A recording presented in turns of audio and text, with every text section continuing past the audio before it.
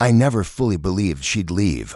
Not completely. She had hinted at it before words she swallowed mid-sentence. Sighs too heavy for ordinary frustration.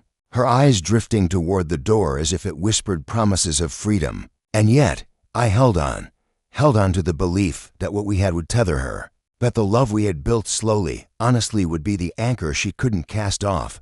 I was wrong. She left on a gray Tuesday, the kind of day where the sky drips. With sorrow, rain fell in long, quiet streaks, and it felt like the heavens were weeping with me. I stood by the window, watching raindrops chase one another down the glass, their paths carving through the fog, just like pain carving into my chest. She rolled her suitcase behind her. The low rumble of its wheels against the hardwood floor sounded like the final lines of a story. We'd never finished. She didn't glance back, and I didn't call out to her. I could have. I wanted to. Every fiber of me was unraveling in that moment, every part of me aching to reach for her, to plead, to scream, "Don't go." But I stood still, not out of pride but out of sheer exhaustion, out of a quiet surrender that had crept in long before her final step out the door. When the latch clicked shut, something vital was stripped from me. I felt hollow, gutted, a man-shaped shell left standing in a room that no longer felt like home. The days that followed blurred together, each one cloaked in a fog I couldn't escape. I woke up instinctively reaching for her side of the bed, my fingers brushing nothing but cold sheets. I caught myself checking my phone for messages she'd never send. I brewed 2 cups of coffee every morning, not realizing what I was doing, until I'd placed hers beside an empty chair. The silence in the house wasn't just silence. It had weight, the kind that presses into your chest and sinks its claws into the walls. The hallway that once echoed with her musical laughter now echoed with the sound of loneliness. Settling in, even the creak of the floorboards felt different like.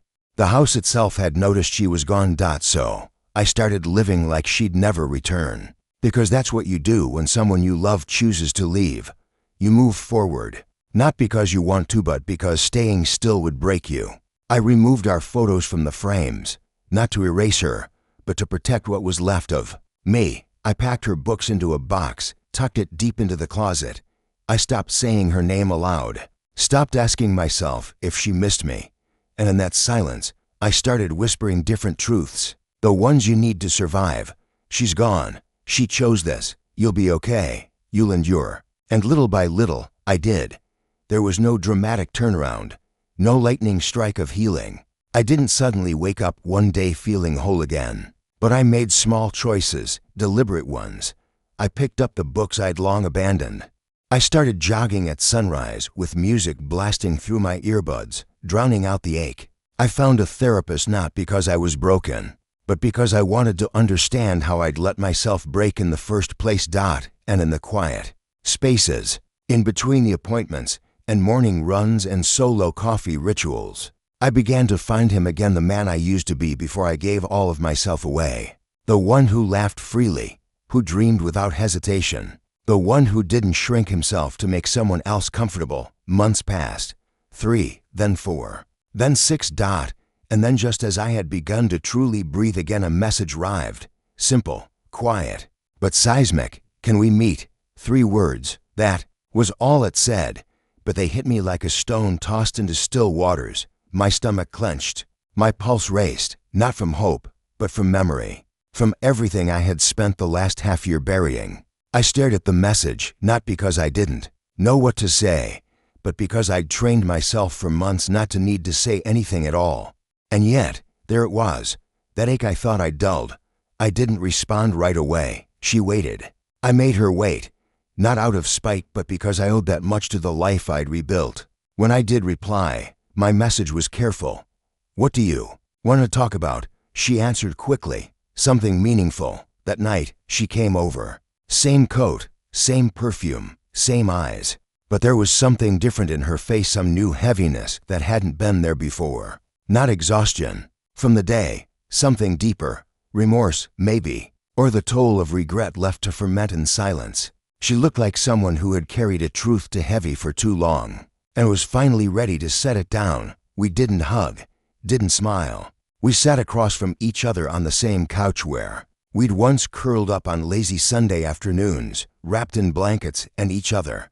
Now, space stretched between us like an ocean. She spoke first, her voice fragile, cracking like it hadn't been used in a while.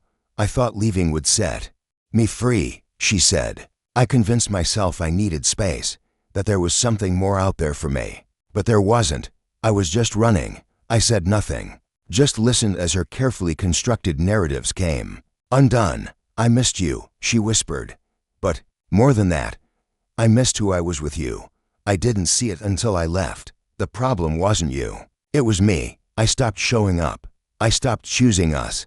I looked at her, truly looked, and I felt something shift. Not anger, not resentment, just a deep, aching sorrow. Not for me, for her, because I had already crossed the bridge she was only now arriving at. I know, she said softly, seeing it in my eyes. And I'm sorry, truly, if there's even a sliver of you that still wants this. I stopped her, gently, firmly. There's always a sliver, I said, but I've grown beyond it now. Tears welled up in her eyes. I saw the panic behind them, the desperation of someone who's realized too late that the door they slammed shut now locks from the other side. But the truth stood between us like a wall. She hadn't just left me. She had abandoned what we were, and in her absence, I had learned how to choose myself again. I'm glad you came, I said, rising from the couch. I needed this closure, too. But I'm not the man who waited for your call anymore. She nodded slowly, her face heavy with pain and understanding. I just needed to know you were okay. She whispered. I am, I said. I finally am. She offered a smile fragile. Reland walked to the door. This time, she turned back. I didn't move. My heart stayed steady. Some people leave to find themselves. Others leave and realize what they've lost. But the real story isn't always about who returns. It's about who you become when they're gone. And if you've ever stood at that crossroads, if you've ever been asked to open a door you've already learned to live without, just know you're not alone. We're all learning how to move forward, even when the past knocks twice.